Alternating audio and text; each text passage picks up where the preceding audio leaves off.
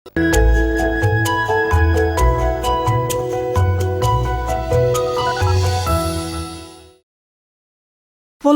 ճանապարհը մեզ տանում է Տավուշ, տանում է Ադրբեջանի հետ սահմանամերձ գոտի, որտեղ գյուղացին իր կամքից անկախ սահմանապահ է դարձել։ Իր կամքից անկախ թշնամուն է դիմագրավում։ Տանում է Տավուշ, որտեղ խաղաղ բնակիչներ են զոհվում։ Վերջին դեպքը դեռ թարմ է, անցած տարվա սեպտեմբերի 24-ին հակառակորդի ռմբակոծության հետևանքով Պարավաքար գյուղում մահացավ 82-ամյա մի կին։ Նույն օրը եւս 2 մահ գրանցվեց Բերդավանում։ Զոհերը կրկին կանայք էին։ Մի երկու գնդակից հետո մեկը տվեց այստեղ, այս Արևանի տանը, մյուսը մեր վագոնի մեջտեղը։ Տվեց ասկոլկա էր, սաղ ասկոլկա, տվեց սպանեց։ Քրոջս ոտը կոտրվեց։ Նույն օրը կեսուրս մահացել է, նրանից հետո անմիջապես իմացել ենք, որ արդեն Քարիմյան Արարատի կինն էլ է մահացել, Սոնան։ Նույն Վայրիկյանին այդ երկուսը մահացել են։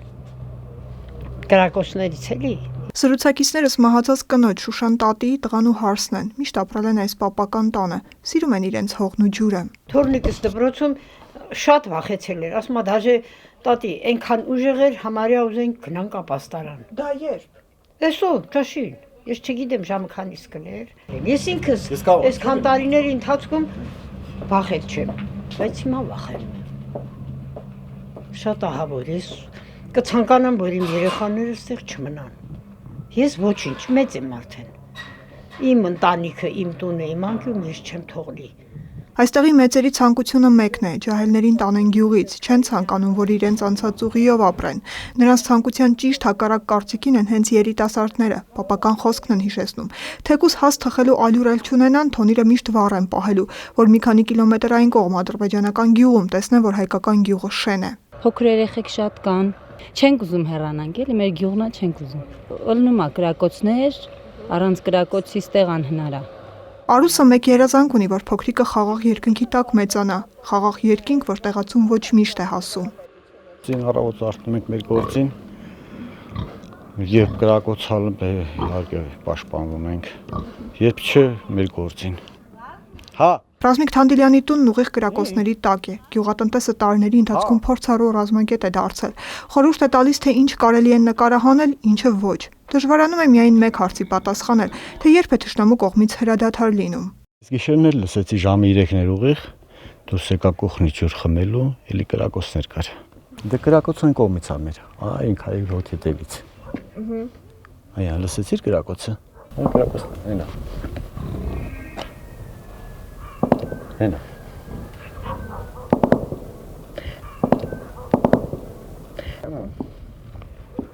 7 կիլոմետր են կողմ ադրբեջանական գյուղն է։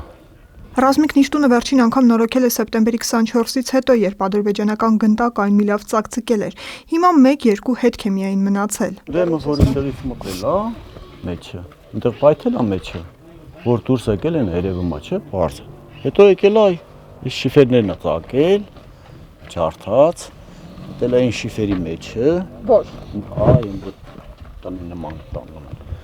Այդտեղ մենք պահածոներ ենք պահում էլի։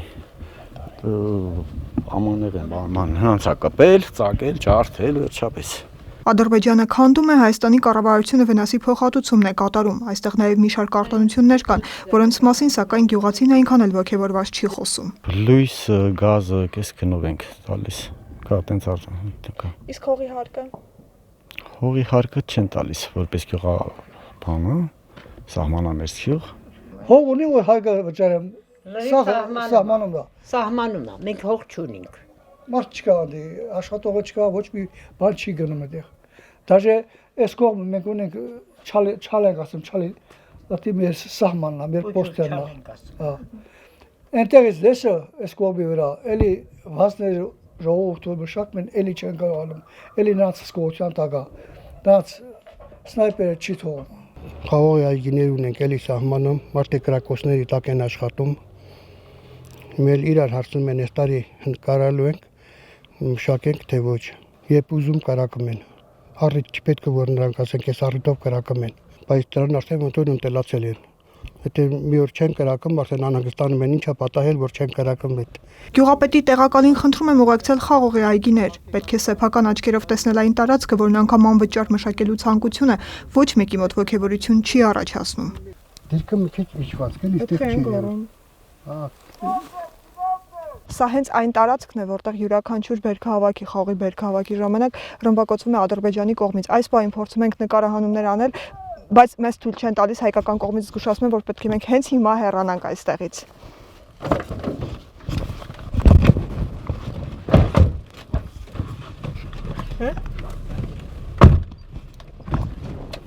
Մեզ այսինքն այստեղ չի կարելի մնալ։